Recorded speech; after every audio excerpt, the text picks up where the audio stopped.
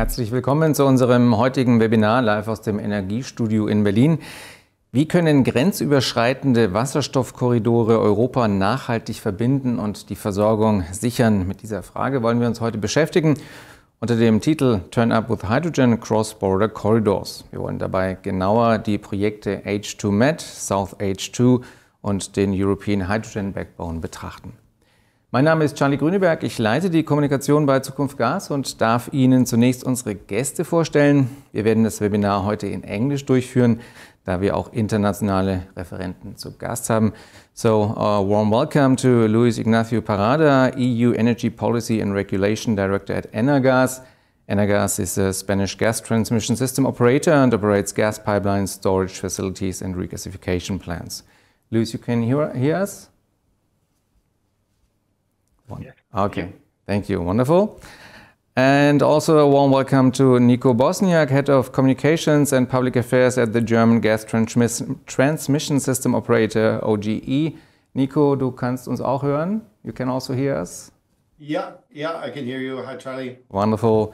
And last but not least, Piero Ercoli, Executive Director, Decarbonization Unit at the Italian Gas Transmission System Operator, Snam. Piero, you can also hear us? Yes, I can hear you very well. Wonderful. The event will be recorded and published on our YouTube channel afterwards. We will also send the speaker's presentation and the link to the recording later. If you have any questions, feel free to use the hand lifting function or the chat function. So I would start with you, Nico. Nico is Head of Communications and Policy at Open Grid Europe and has years of experience at German TSOs. Nico will first give us an overview of the European hydrogen backbone and how it connects with other key projects like H2Med and South H2 to ensure a resilient hydrogen supply network for Germany and Europe. So, Nico, please. Well, thanks very much for inviting me to this webinar. It's my pleasure to participate and talk a little bit more about the hydrogen import corridors that lead to Germany. Excellent. So let's dive right in. Who's OGE? Just a quick little overview. We're the largest German gas transmission system operator. Operate about 12,000 kilometers of gas pipelines. That's roughly as far as the German Autobahn system stretches across Germany. And we have three main areas of business. That is, of course, natural gas. We invest heavily in security of supply, ensuring for a smooth transmission of gas, repurposing of pipelines. So yeah, we're really here as the backbone to the heating system and the electricity system, and that's what we focus on today. In the future, we're going to be developing hydrogen infrastructure. And that's going to be a core competency that we're developing to secure our business in the future. And the last aspect of our business is enabling a circular economy. So transporting CO2, giving companies an option for carbon management, transporting CO2 towards the border for either CO2 usage or CO2 storage. So let's dig right into our topic of the day. Here we have a map of Germany. As you can see behind the purple dot or the pink dot, you can see the hydrogen core grid. That's just been finalized a couple of months ago at the end of October. And as you can see here, the core grid needs to be filled with hydrogen, and most of that hydrogen is not coming from within Germany. In 2030, we expect there to be a hydrogen demand of about 75 terawatt hours per year of hydrogen that we need imported in order to satisfy the overall demand, which is about 100 terawatt hours.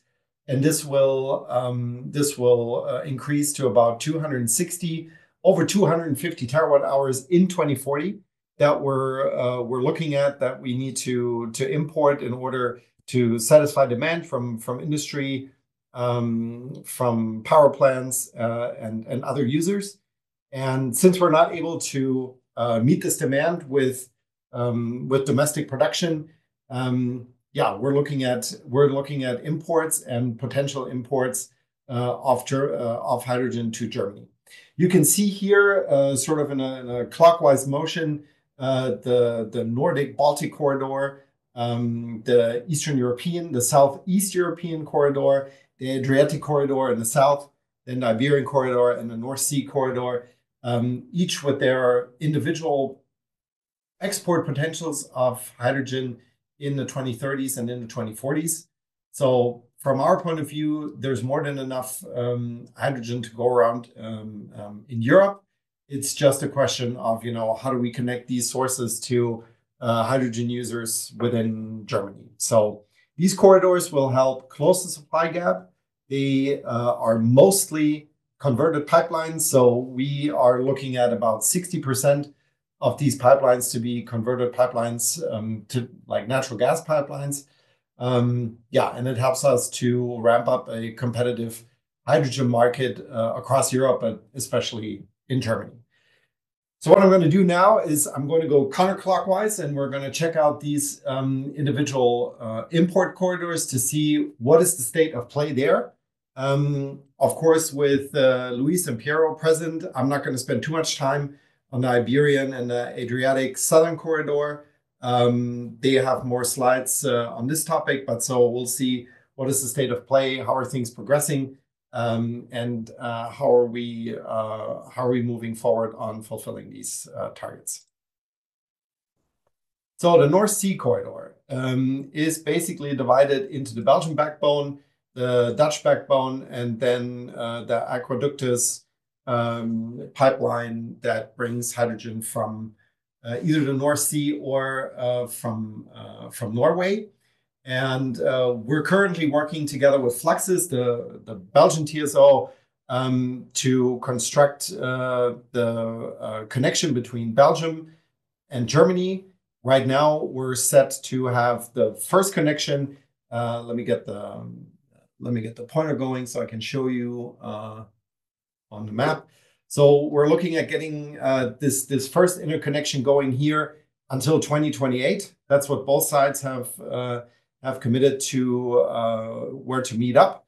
Now the broader connection to the rest of the grid here towards Cologne is probably going to come a couple years later. We're looking at 2031, 2032. But this would enable either Belgian production or imports from the ports to reach Germany this way. Then we're looking at connecting the Dutch backbone. There is several import points that we look at here towards the core grid. This and in pink you can see here the Delta Rhine corridor. So several projects that are ongoing and that are going to be connected between 27 and 32 as well, to connect production or imports from the Netherlands. And then the pipeline that you see here has sort of the perspective to bring especially blue hydrogen to Germany, low carbon hydrogen from Norway and other North Sea states. Right now, we're looking at developing this corridor together with Equinor, Gasco, again, Fluxys, and Gascade, and it's going to have over 400 gigawatt hours per day capacity from 2030. However, and that's what we're looking at on the next slide here, for the moment, this project is not continuing. It's been put on pause. I wouldn't exactly, my colleagues here from my team put an X. I would at least put a question mark to say, for right now, we need to see how this corridor is developing. The business case is not looking too great right now, and that's mainly the reason because we have a regulatory framework that doesn't really work for blue hydrogen at the moment. It's getting too strict. The use cases are very limited under the RED III. Production criteria for low carbon hydrogen or low carbon gas in the Delegated Act are very restrictive. And so it's kind of hard to get companies to commit to using this pipeline. And so it's currently under review. So in order to drive this forward, we would have to, blue hydrogen will have to find a better reflection in the regulatory framework. So that's the main thing we can do, improve the criteria for blue hydrogen. But I think something else that might really push this over the edge would be to install a green gas quota in Germany that would include blue hydrogen. I know it's been discussed in the German political and policymaker landscape with the elections coming up probably in February. Let's see how this turns out, but this would, of course, give a very big incentive to import additional hydrogen. As I said, since Luis is in the call, I'm just going to touch real quick on the Iberian corridor. This would enable hydrogen production and imports from Portugal as well as Spain, maybe on the second step from North Africa to Germany. You can see it's here in Middlesheim going through France, connecting Germany with this corridor. It includes this section of pipeline here, the Barmar, which runs through the Mediterranean Sea. And it would be one of the important pillars in hydrogen import for Germany. Let's take a quick look at the Sunshine project in the Adriatic. You can see it here running from Northern Africa through Italy, Austria, possibly the Czech Republic, to entry ports in Germany here in the south. We're developing this together with Snam, who's present in this webinar, TAC, Ustream, and Net4Gas. And noteworthy here, the proportion of pipelines converted is approximately 80%, so a real high percentage of conversion. Another corridor we're developing together with our Greek colleagues from DESFA, as well as Bulgartrans, Transgas, the Hungarian operator FGSC. Ustream and Net4Gas is the Southeast European Hydrogen Corridor. This would connect several production sites across Southeast Europe and bring this hydrogen to Germany.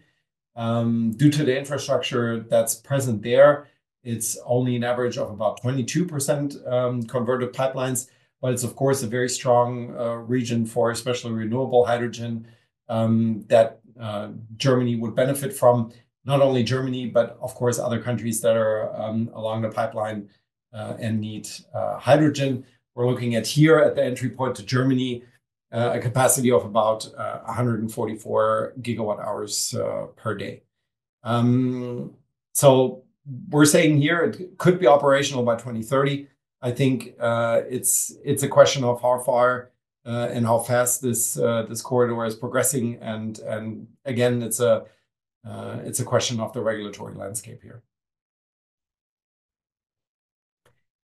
For several years now, we've been in talks with Ukraine and other partners along our Eastern European corridor. This is called the Central European Hydrogen Corridor, where we try to connect, or will connect in the future, hydrogen production potential in Ukraine with our demand centers in southern Germany or other places along the pipelines.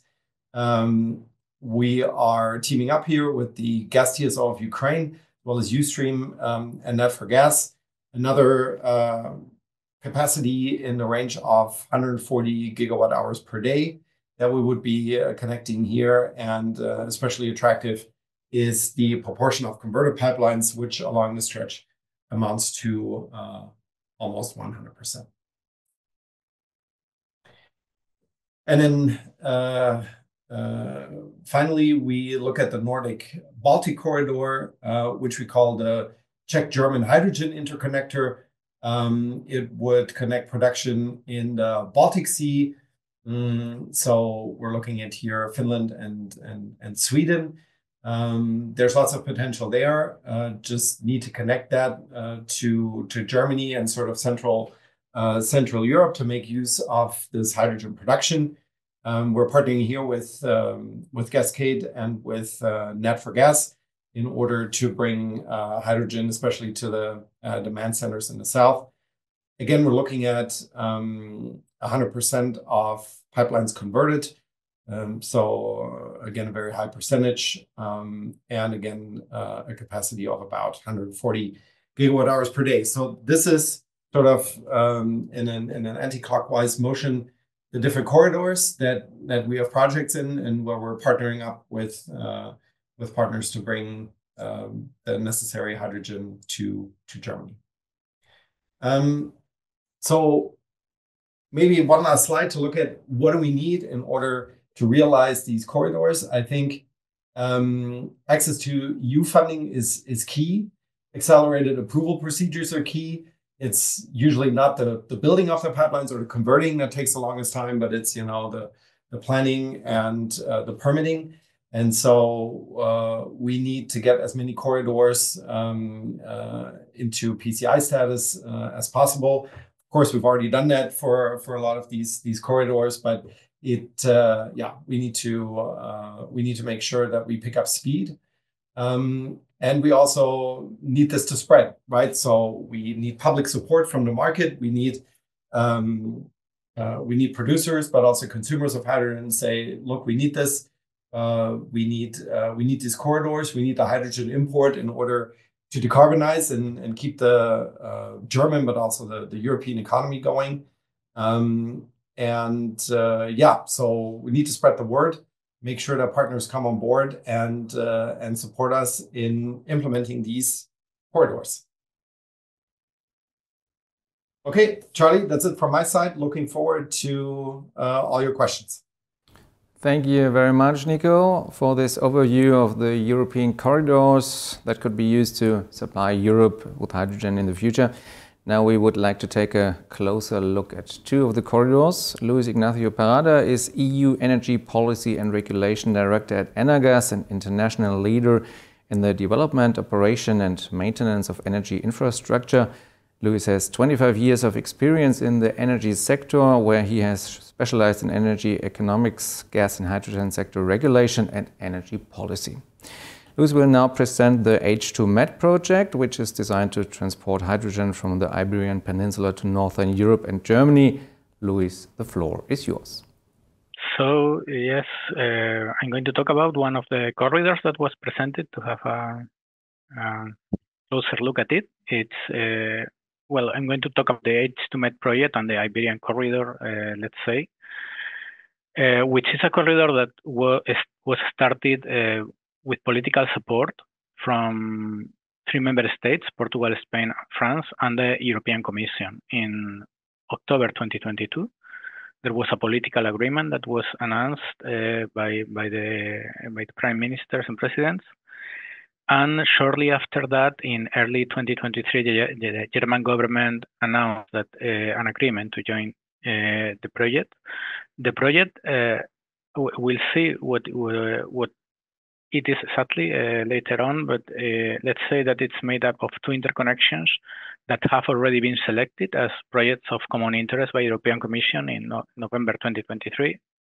This was later on published in the official journal in April 2024. And the shareholders, given that we are talking about 2 connections, there are shareholders for the interconnection between Spain and France, which are 50-50 Spain and France, 50% Enagás, and Gas and Telega, they are 50%.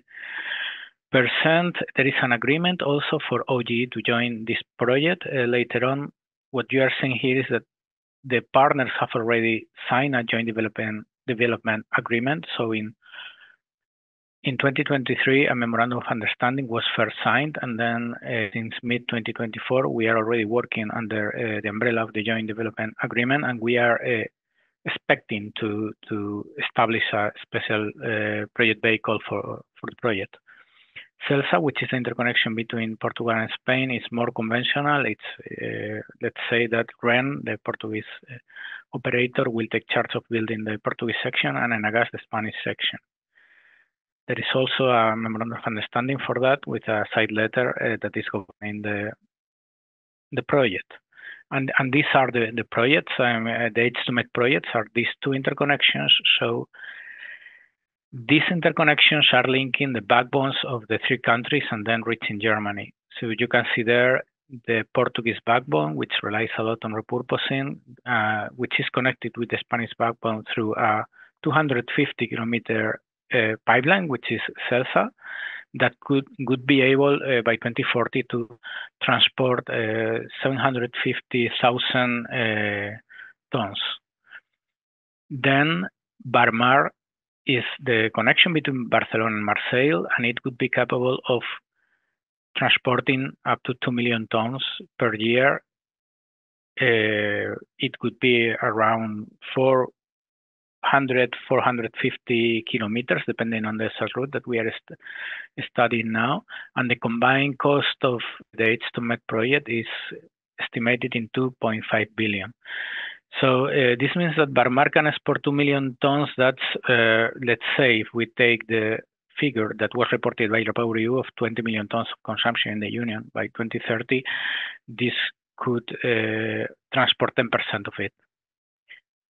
But of course, the project is not just about the two interconnections, which are known as H2Med, but there is a whole corridor there. You can see the Portuguese backbone, Spanish backbone, and a couple of storages there that are also PCIs. Then Hyphen in France, which is connected to other projects that are also projects of common interest. And finally entering in Medelsheim, the German network connecting with the Hercules project. This project, in order to talk about the rationale, I took here some figures that were published in mid-2020 in a study that was commissioned by the European Commission. This was developed by a consultant called BIP, and they assessed independently the potential net balance of different regions here in the corridor.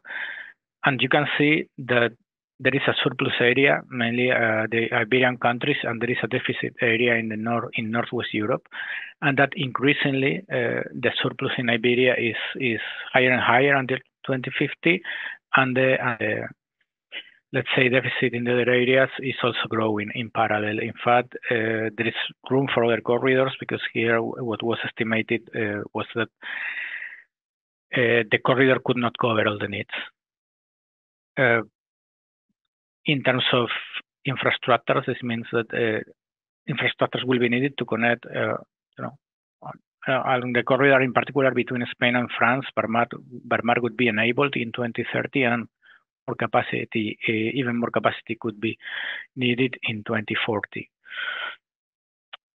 The route for Barmar is not selected yet. What we published in 2022 was our preliminary view that there could be an optimal route that would go in deep waters. But right now we are studying this closely. We already showed in 2022 that there were different options, and we are now looking closer at the first option, which is a coastal route. The main problem of the coastal route, as you can see, is that there are 3 cannons there, but we are checking if going a bit nearer the coast, that route can be selected. So this is something we are studying right now, and we hope we will be studying during the next year. Also, in order to take the final decision, all routes are possible, but it could be cheaper if we choose the coastal one, if we are able to do that. And on the schedule for the project, right now we are performing studies. We are in a pre-FEED studies phase 1, so we are mainly studying the route. We are starting permitting, and we have started also testing the market. I will call about that in the next slide. And we have, there is a CEF call, Connecting Europe Facility call, that is European Union funds that for which projects of common interest are eligible. So all the projects in the route have right now requested some funds in order to complete the studies and be able to take an FID by, let's say, late 2026, early 2027. So we expect that the request is successful and we can continue with these studies on time. And right now, if that happens, we would be on time in order to start commercial operation in 2030. This is more or less the same schedule for all the projects in the route. As has been presented before, all these corridors make sense if there is market support. So we're testing the interest in the process through a call for interest, which is open now. We opened this in early November, and it will be closing on 18th December, so this week. And we are gathering lots of information from interested stakeholders, producers, consumers, which can register and submit the information. And what we expect is to be able to announce some results in the first quarter of 2025 for this non-binding call for interest. And of course, if this is successful, as we hope in the future, before we can take FID, we will launch a binding phase. This is very important in order to connect supply and demand, because right now we detected that, well, there's a lot of supply in Iberia, demand in Germany, but the stakeholders are not so much in contact yet. So we want to foster the process in order to identify the realities and adapt the project. In between, a few days ago, an alliance to accelerate decarbonization through the H2Med Southwestern Hydrogen Corridor was signed. This happened on 11th December in Madrid. You see there that the TSOs involved in France, Germany, Portugal, and Spain were in the event. There was also government support, and there were many companies present. There are energy companies or technological companies that signed this agreement, which is very important for us because this shows that there is real interest in having a corridor, and it's not just the idea of some promoters. We had Moeve, ThyssenKrupp, CFE, Copenhagen Infrastructure Partners, so many companies, and this is an open alliance that can be joined by many other companies. I will conclude this introduction through a view to the recent milestones and next steps. So as I said before, all the projects that you saw in the route are PCIs, which is very important to get funding and accelerated permitting. We have a governance for this project that was signed earlier this year. We are expecting to get more funds in order to complete the studies we are conducting already. We have launched the call for interest that we conclude this week, and we will announce the result in early 2025. We are renewing the status as projects of common interest, which we submitted the information for that last month. An alliance has been signed, has been established in order to support this corridor. And the next steps are closing the call for interest, announcing the results, also getting the results of the CFE, and we are expecting already in the context of starting all the permitting for H2Med and all the corridor, in fact, to have public participation processes, the ones that are foreseen in TENET regulation, during 2025. So as a summary, I think we are proceeding on time in order to be ready for 2030. We are detecting that we have market support. We are hopeful that we will get the necessary funding. And what we also need is to have the appropriate regulation in place. Of course, we are waiting for all these countries in the route to transpose the package and be able to supply the market by 2030. Thank you very much. Thanks a lot, Luis, for these insights in this fascinating project that would enable sunny countries like Spain and Portugal to export hydrogen to Germany.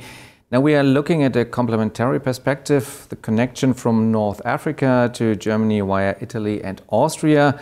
Piero Ercoli will present to us the South H2 corridor in more detail. Piero is Executive Director, Decarbonization Unit at Snam, with responsibility over hydrogen and CCS. He has 20 years of experience in the energy sector. And Piero, we are eagerly awaiting your remarks. Thank you, and thank you for inviting me and Snam to present. Also, in the interest of time, I will not repeat some of the things that are being said by either Nico or Luis. I mean, there are a lot of commonalities, so I'll try to focus only on the relevant additions. First of all, Snam is a large infrastructure player in Europe. We are present of course, in Italy, but not only. I think we are quite relevant in all the southern part of Europe.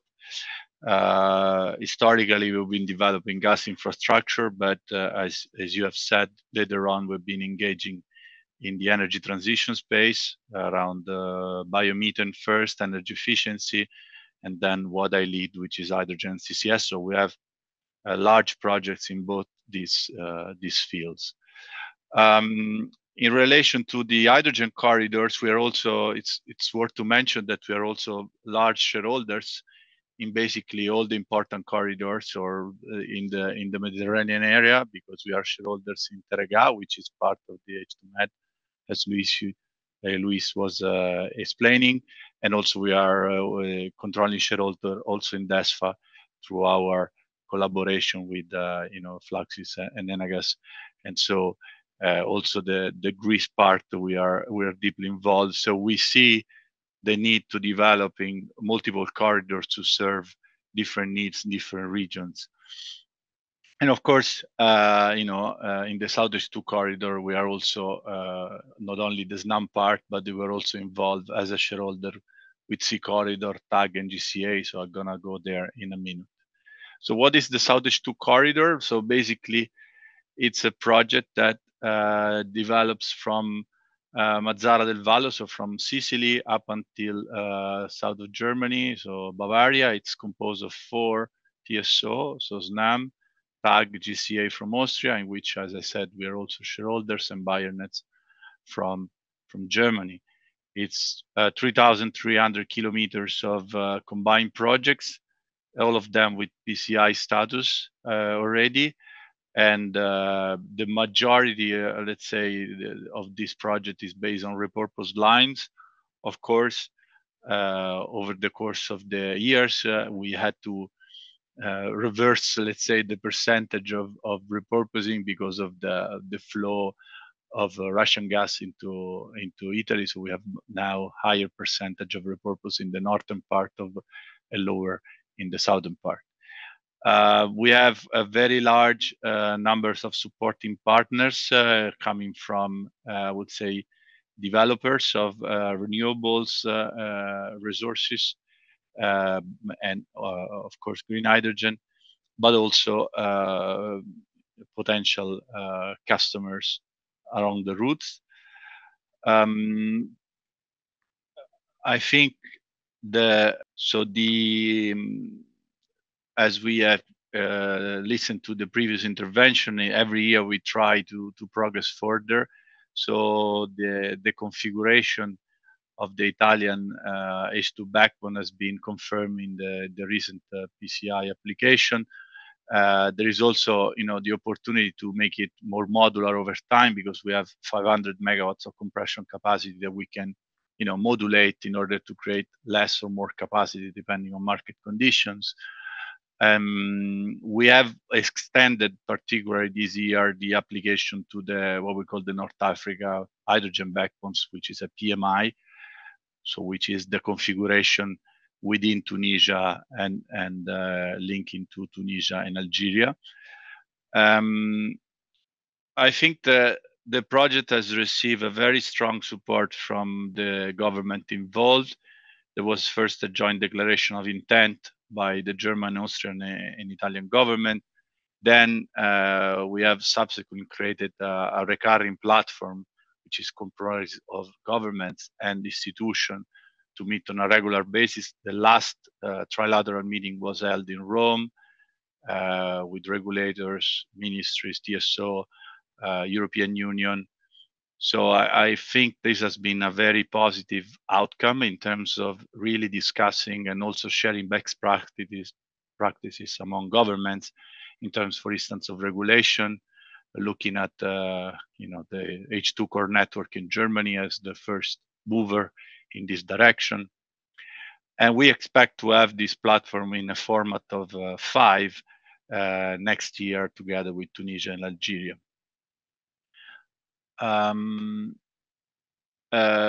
We also see some very strong developments in the Northern African part, which can be summarized, I would say, in 2 items. One about the Tunisian area, where there were several MOUs signed by the Tunisian government with prospective producers, which are very much concentrated in the area highlighted in the slides. And you can see the names, very solid and trustworthy players. On the other side, recently, we also signed as Snam and Sea Corridor an MOU with Sonatrach and Verbund and Enagás and VNG to look at an end-to-end project involving Algeria. Algeria has been coming, recently to this topic, but of course, the strength of the country and the resources are quite important and impressive. I mean, the logic of the corridor is pretty straightforward. Has been the same, I would say, since the beginning. And the more we mature the project, the more this logic, I think we can be certain.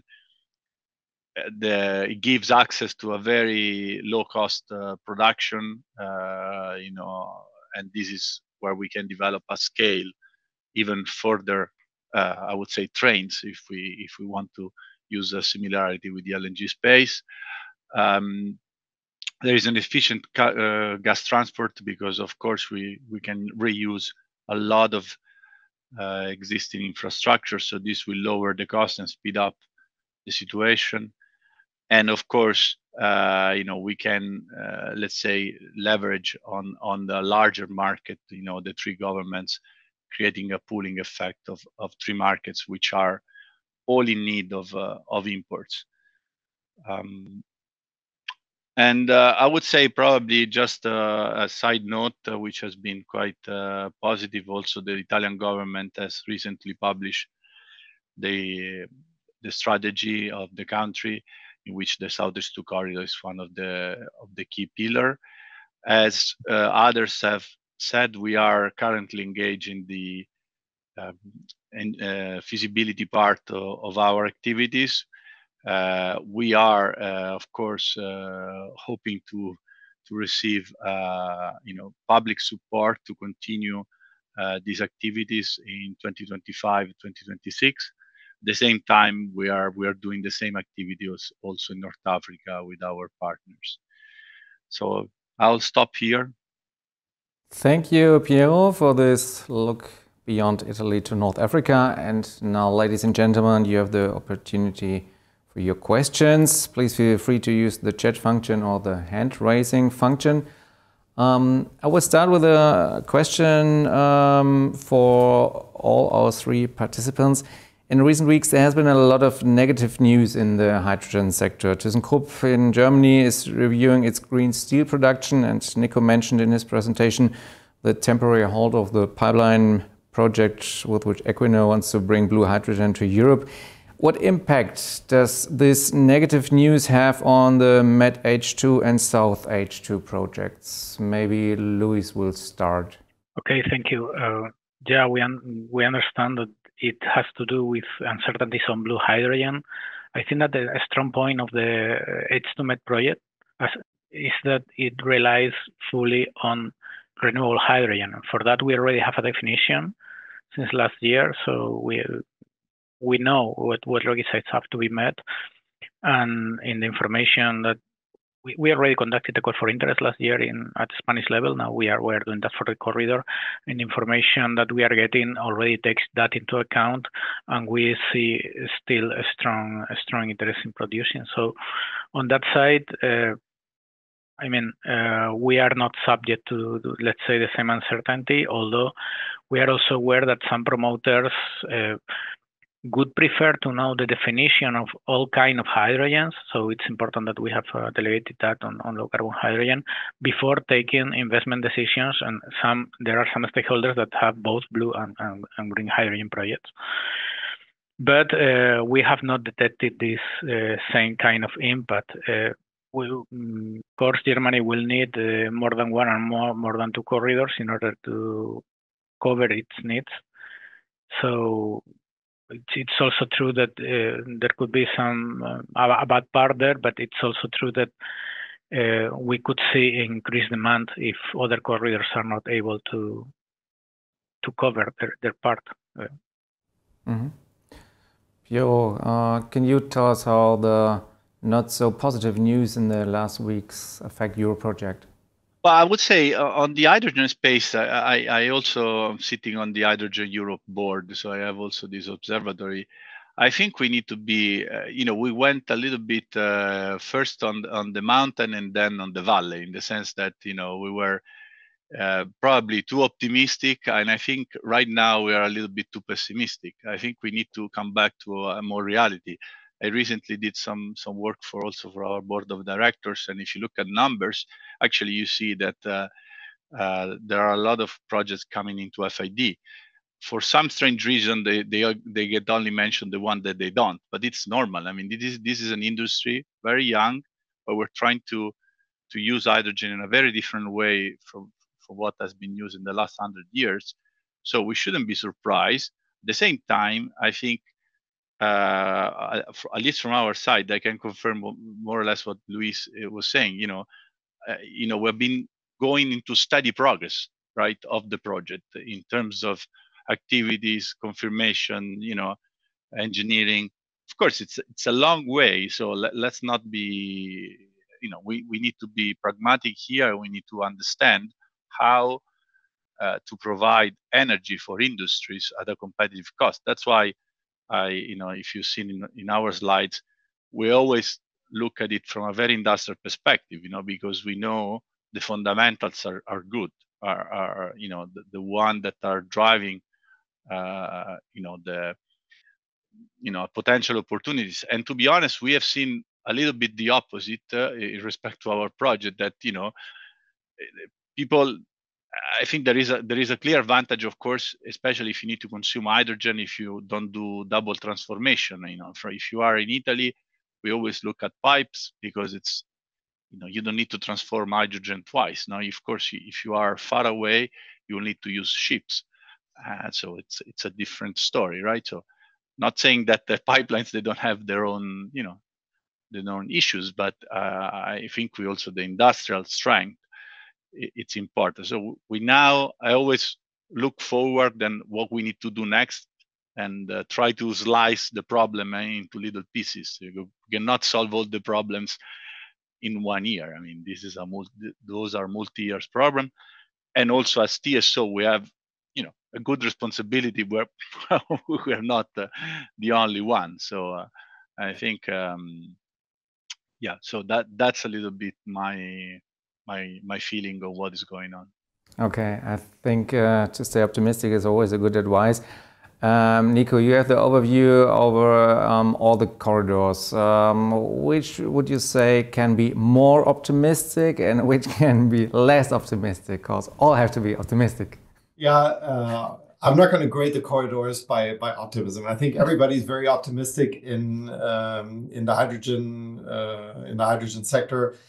I think what's just been mentioned by Piero is right. These are young industries. I think it's to a certain point normal that not every project that you start is going to develop into a full scale project. So I think those are like growing pains. It's normal to a certain extent.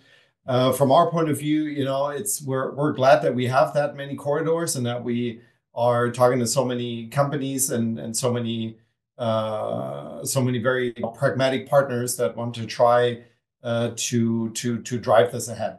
I think what we shouldn't forget, and what's very important, is at least from a German perspective to a certain degree, we've solved the chicken egg problem. We have the core grid decision. We're going to start building this network, and so I think that was something that a lot of companies, or that created a lot of uncertainty in the past. How's it going to get there? How are we going to supply people with hydrogen? And I mean, at least that's now taken out of the equation.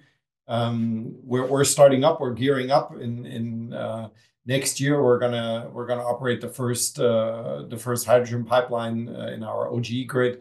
And so I think it's going to evolve, and we see initial projects, at least some of them, working out. and the first companies actually utilizing hydrogen, I think the outlook is going to become more positive again. So I say, let's keep calm, carry on. This is absolutely normal to a certain extent, and we're taking it step by step. We've done at least taken a major step in terms of infrastructure, and it is just going to develop from there. Natural gas didn't just pop up one day and was there with tens of thousands of kilometers of pipelines across Europe, but it was a gradual process, and we're going to be seeing that here. And we're at least very optimistic about the hydrogen future. Thank you. I have several other questions in the chat. Which are the mitigations for political risks in the North African countries expected to be producer of the green hydrogen? I think this question goes to Piero. And I can add another question to you. Part of the sea pipeline from Tunisia, Algeria will be repurposed old gas lines, or through the sea part a new parallel H2 pipeline will be built? So yeah, the question is, can you use old pipelines, or have you to build a new pipeline? So I'll start with this, and then I'll go to the political side of things, which is also not really my bread and butter. So I would say, for the lines in the application, we consider both options.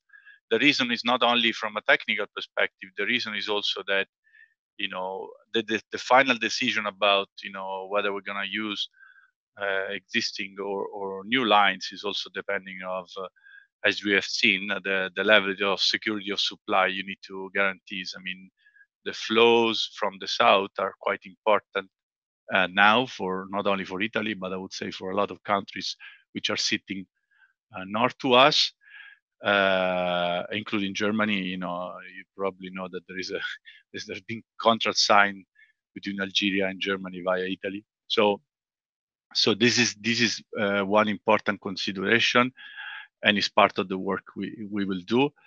The second question about the political stability, I mean, it goes together also with the first question. I mean, let's remember that we've been the lines are in the name of the founder of Enagás, Snam, Enrico Mattei. So they've been there like for more than 30 years, and are an example of cross collaboration that was, as Nico was saying, was done during the gas days, where people were coming together and being able to create a joint scheme between Italy, Tunisia, and Algeria at that time that worked for what is it, probably more than 30-40 years. So yes, I mean, these are countries which have different characteristics. Algeria and Tunisia are different, but let's not forget that including ourselves, we have companies on the ground working every day to maintain current gas flows. And so far, touching wood, everything has been managed properly, right? So we're not really going into unexplored territory this year. Thank you. The next question is for Nico. How was the 79 terawatt hours H2 import demand for Germany in 2030 derived? We did a market survey in Germany. We asked people, how much demand do you need for 2030? What's your number? We aggregated those. We put in some of the political targets of the federal government regarding power plants and things like that. We looked at studies, what they project for 2030, for 2040. And we came up with a demand of somewhere between 90 and 110 terawatt hours, more or less. And so then on the other side, we looked at, okay, what are the possible hydrogen producers within Germany? How much are they going to produce? By when do they want to be connected to the grid? And so we subtracted one from the other, and then derived this about 80 terawatt hours. So you can see, of about 90 to 110 terawatt hours of hydrogen needed by 2030. There's only a small part which is about 20 to 30 terawatt hours that can be produced in Germany. And so that's where we came out and said, okay, somebody's got to fill this delta, and that's what we're looking at to import. Mm-hmm. And to Piero, another question. The Italian hydrogen strategy sets rather low expectations on hydrogen demand. Is the corridor thus expected to mainly deliver hydrogen to Germany? Well, I think the hydrogen strategy in Italy has different scenarios and in different time horizon. It is probably fair to say that Italy started looking at its own strategy later than other countries. But let's also remember the size of the countries. I mean, we are talking about, in any case, a country that has today roughly 600 terawatt hours of gas demand with relatively with quite important manufacturing capabilities. So we have a very good understanding, and we publish also in our transition plan that we will need CCS and hydrogen at scale to fully decarbonize the country. So I think if you look at the numbers down the road, they become quite relevant. Then, of course, scenarios are there for for being contradicted by what's going to happen in the future. But I think that could be the case. Of course, as was said, the fact that Germany has acted quickly to unlock the infrastructure means that, logically speaking, could arrive early than other countries. But I think it is pretty clear the South H2 corridor has to be a project for at least 3 European countries and more.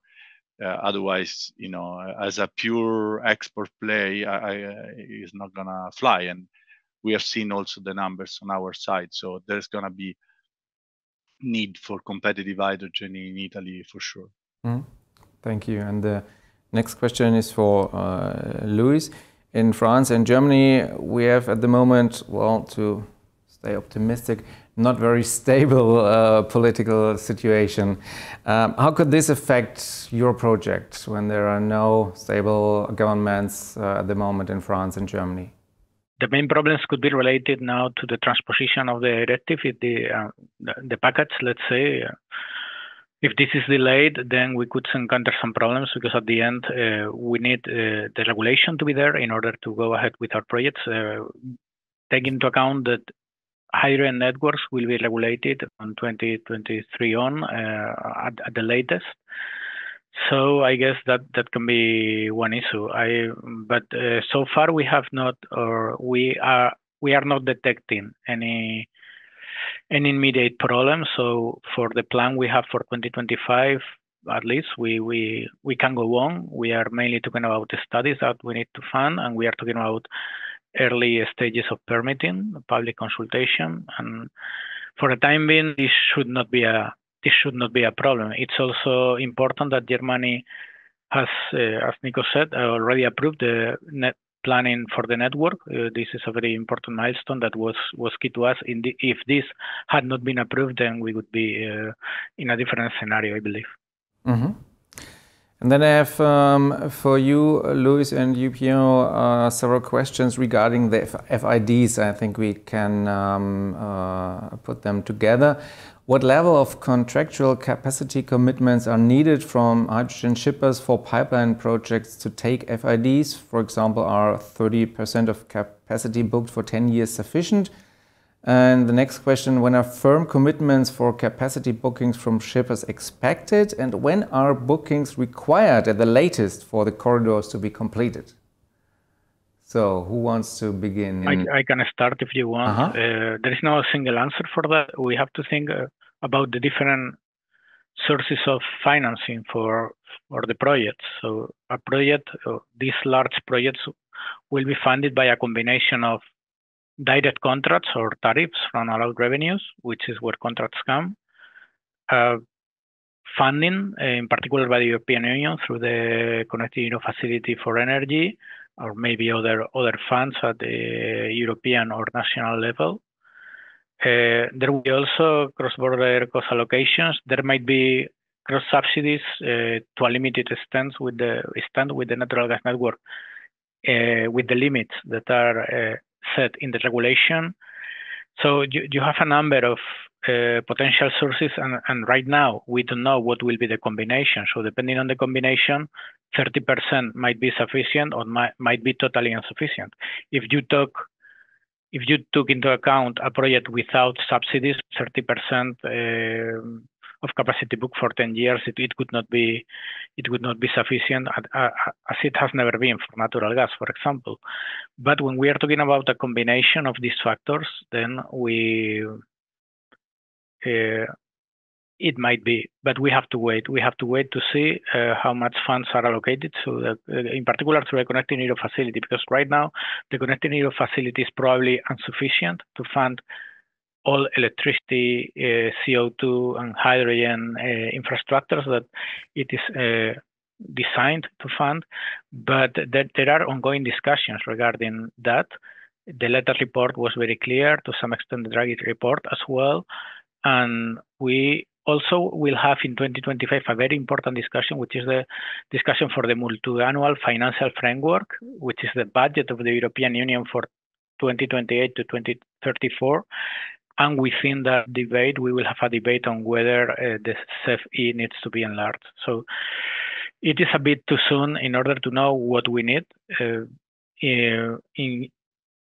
In the case of the duration of the contracts, I don't think we can go for much larger than 10 years for hydrogen commitments. So 10 years would be okay, but the percentage is still to be seen. When do we need to know about these firm commitments? Well, this is something we need to know before we take FID, because the regulators won't approve decisions if we don't have a clear view of what is the market support for those projects, so they know what is the risk of approving the projects. And this is, let's say, during 2026, more or less, we should have results for binding call for interest. Before that, they are not really needed, I mean, before FID, but at that time, they will be required. Thank you. Piero, is there something you can add? The answer of Luis is perfect. So I wouldn't add much besides saying that, as he said, it's not necessarily going through, and Germany is a perfect example, it's not necessarily through commitments that you get investability into assets. We can expect probably a slightly different situation between assets which are in Europe versus assets which are outside of Europe, because also of regulation. I tend to, as I said, work in a slightly different way, in the sense the important thing for us is to keep going, right? So we are currently, studying 2,200 kilometers of pipeline in Italy, right? Really in detail, right? We're talking about, so we are entering into another phase of development, right? So that's important because you need to, or like we have done also I can give you the example on CCS. Now there are a lot of things we can do along the way. Then at a certain point, as Luis was saying, comes the time that you need to take FID, and therefore it's either you have